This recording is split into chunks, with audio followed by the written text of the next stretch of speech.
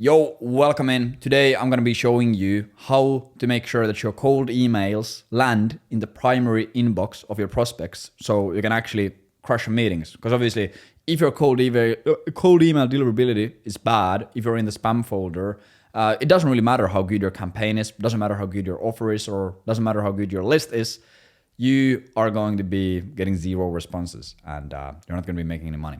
So this is going to be a great video. This is probably my most requested video over the years, over the past 2 years, and I just haven't made it because I just haven't made it. But now I'm going to be talking about it. I'm going to be running through our checklist that we go over every single time when we launch a new campaign. We obviously send out and manage like cold email campaigns that like for millions and millions of emails every single month. We have been sending like hardcore email volume for like the past 4 or 5 years and generated tens of millions of dollars through cold email. So obviously this is a pretty bulletproof way or bulletproof checklist to follow. And yeah, this is pretty much like the 80-20 of everything. This is like, if you just do this and it's nothing crazy, if you just implement all these things, you are going to make, just be fucking landing in the inbox. I don't know. Let's get into it. And the last one, actually, I'm like a proper YouTuber. The last one is the best one. It's the most important one. And I'm going to be showing it to you last. So watch through the whole video with your TikTok fried brain. And that's going to be the one that's going to make you the most money. Or maybe it's the second last, who knows. So the first thing before we get into it, this is not more of a technical thing, but this is just extremely important. And I just wanted to quickly go over this. I'm not going to spend too much time talking about the mindset of cold email deliverability. Like that's not really, it sounds stupid. But I remember 4 years ago, or whenever I started in cold email, 4 years ago, when I really got serious about it. Back then, it was completely normal to treat the infrastructure as something that like is just temporary. You know, it's something that comes and goes, and you have to be replacing it. Back then, like the whole mindset was that it's going to burn. And when we knew that it's going to burn at some point, sometimes it burns after 2 weeks, sometimes it burns after 4 months. Obviously, the better you follow the rest of the tips, like the longer it's gonna stay alive, but it's gonna burn at some point. And the reason why this is important is if you know that this is a fact, you are able to prepare for it. There's multiple different domain burning protocols that you can run. I'm not going to be going over them in this video. Maybe I'll make a video later or whatever. But there's like multiple things that you can do when your domains burn, but you have to be able to prepare for it. Like I remember years ago, like what we did is we had a VA who every single Monday morning, he would wake up and he would buy like 40 new inboxes for us just because we would like burn so much during the week because we were going like hardcore volume and we didn't really care about it that much. But you should be aware of the fact that they are going to burn. If you follow all of this, like rest of the steps that I'm going to go over in a bit, your infrastructure is probably going to be fine for like 2-3 months and then it's going to burn. And then if you miss one of these steps, it might burn in like 2 weeks. But yeah, just understand it's going to burn at some point and prepare for it. Second thing, and again, one of like the most important things is infrastructure, aka like buying the actual domains and getting the domains. How are we going to be doing that?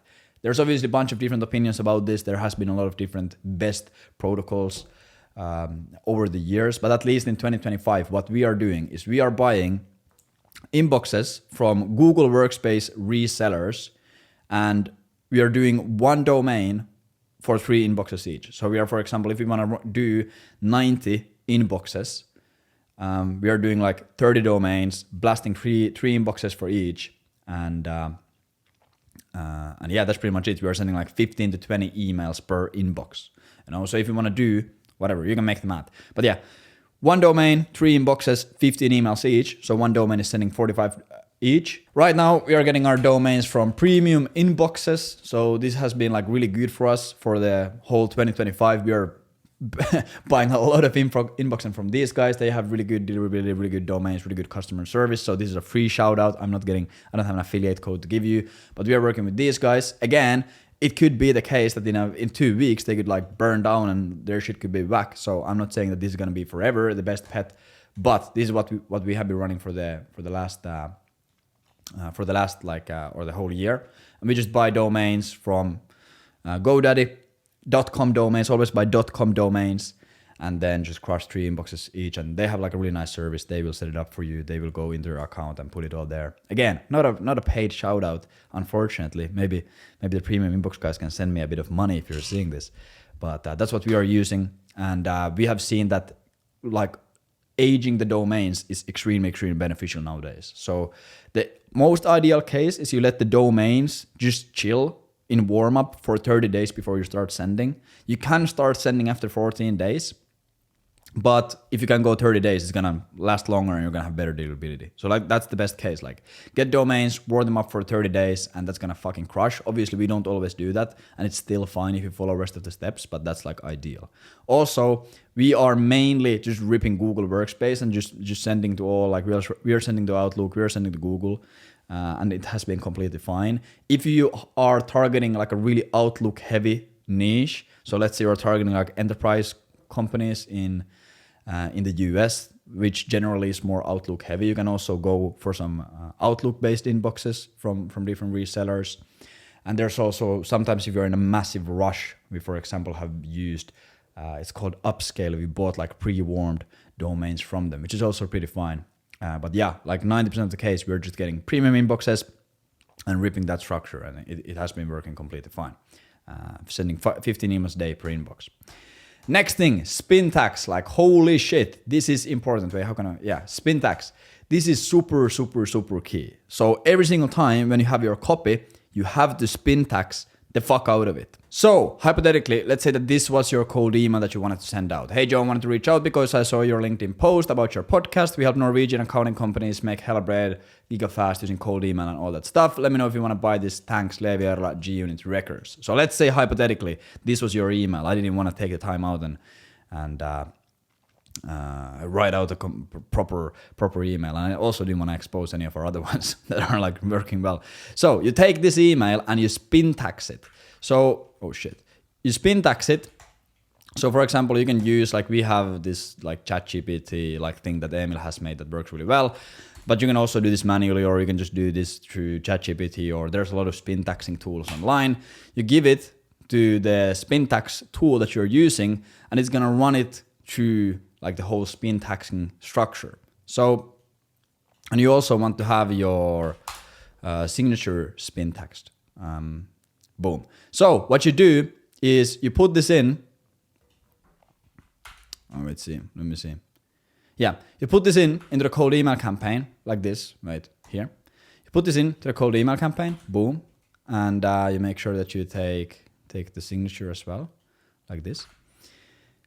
And now you just have to make sure that it's formatted properly. Boom, boom, boom, boom, boom. So now when you send out the cold email, every single cold email that you send out, each one of these words is going to be changed. So in some cases it's gonna say hey, some cases it's gonna say hi, in some cases it's gonna say hello, sometimes it's gonna say saw your podcast, sometimes came across your podcast, noticed your podcast. So then it's gonna look like completely normal when you actually send it out. So pretty much when you do this, the only thing that happens is every single email that you send out is going to be unique. None of the emails are going to look the same. So then when you actually look at the campaigns, Google's algo doesn't detect that you're just sending the same email out again and again and again. So every single email is going to be unique. So it doesn't get flagged by Google's algorithm. And it's just better because they're all unique emails and it's going to perform better. And it's going to land in the inbox. So because it doesn't look like you're sending the same bulk email out. So always make sure that you're spin taxing, super fucking important. Let's go in the next one. So again, this is super simple. No HTML. I get a lot of cold emails to my own inbox. And in a lot of cases, I look at it and I see like bolded fonts and I see all these kinds of links and tracking shits. And I see like HTML code. And this again, especially on the first email, is going to fuck your deliverability. So whatever email sending tool you're using, if you're using Smartlead or Instantly, whatever, just go and make sure that you press clean HTML. Make sure that you don't have any HTML in your campaigns, don't have any bolding, don't have any random fonts, just have it raw text. Again, massive impact that's gonna have. Let's move to the next one. Spam words. Again, just like I see this so many times in a lot of campaigns. You see things like free like the word free is like giga spam word, and you can find like a email spam word list, and you can go look at like what are all the most common spam filter triggers, and you can go look at all of these things. Boom. Let's see, where is the list? Here, like 100% free, best prices, cash bonus. These are obviously, some of these are like pretty crazy. Risk-free, pure profit, save up to, special promotion, one time, money back, do it today, urgent. You can go look at all of these fucking things and offer. You can go look at all of the spam words and make sure that you're not using any of these, because this is again like is gonna mess up your deliverability. And instantly, at least, they have this new nice beta feature where you can like check your spam words, and you can see here like, okay, you're using the word buy, you can change it to consider, and boom, you're gonna be all good. But I would 100%, again, there's a lot of email spam word checkers out there, and I would run every single one of your scripts through it and rewrite it so it doesn't have any crazy spam words, because again, it's gonna trigger the Google spam filters, and you're gonna end up in a spam folder, which is not gonna be good. Spam words. Spaced out emails. Make sure that when you're sending out emails, that every single email is spaced out like 8, 9, 10 minutes, 11 minutes, that you're not just sending all the emails out at once. You can again do this in Smartly, you can do this in Instantly, you can do it in every single email sending tool that is not like absolute garbage. You can go into the settings of every single inbox and change the email space out time. So for example, you can space every single email out by 10 minutes. So yeah, you're going to be sending less emails if you have a massive infrastructure. But again, this has a massive impact into the deliverability of your campaigns. Boom. Pretty simple. Open rate tracking. This probably shouldn't even need to be said anymore, but just don't track your open rates. Like again, that's retarded. What it's going to do, it's going to put this pixel into your email. And again, that's going to trigger the spam filters because you're putting this HTML code, whatever it is, into the email, so we're gonna land in spam. Don't track open rates. It's absolutely pointless. Like there's no point in doing it. It's not accurate, and it's just gonna ruin your deliverability. The only time when I would track your open rates is if you are suspecting that your infra is cooked and you have burned your infrastructure. You can go and you can turn on open tracking for just a little bit, for just like a few days, send some emails out and see like, are you getting a 3% open rate or a 30% open rate? And then if you're getting like a 30% open rate, you have probably not cooked your infra. So yeah, because then like if it shows like 30%, it's probably getting 50, 60, whatever. But if it shows like 3%, it's probably gone. So other than that, never track your open rates. Absolutely pointless and just loses you a lot of money. Lead list quality and verification. Make sure that you're not scraping absolute garbage lists, and make sure that you verify all your leads, so you're only sending to emails that are active. You don't want to be having your emails bounce at all. And also it has a massive impact if you're sending to a bad lead list. So let's say you are selling websites for Norwegian accounting companies, and then your email copy says, hey, we do websites for Norwegian accounting companies, and then you're sending them to Swedish manufacturing companies. They're gonna see that, okay, this is just a mass blast email. This is clearly to the wrong person, and they're gonna mark it spam. So just make sure that if you're selling dentist websites in Norway, make sure that you're sending them to Norwegian dentists. Of course, you're never gonna get like absolutely 100% perfect accurate lists, but just do your best. Make sure that at least like 80-90% of your list is solid. Other than that, or otherwise you're just gonna get cooked. And of course, with Clay and all these fancy tools, you can do way better, but just make sure you're not sending to garbage lists. And the last thing,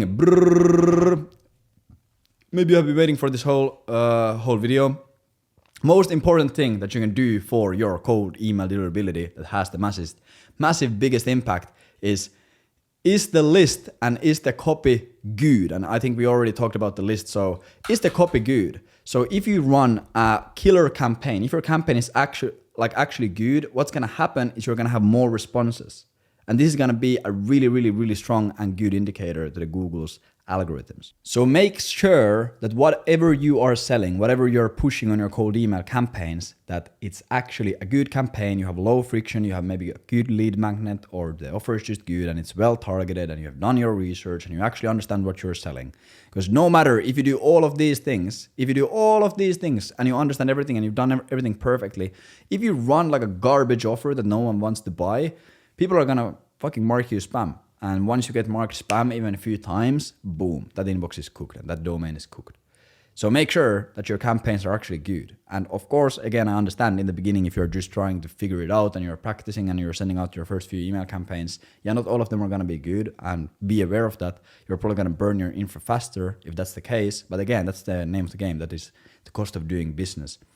Cold email is, compared to a lot of other advertising channels and lead gen channels, it is extremely cheap and extremely cost efficient, and there's massive ROI behind cold email.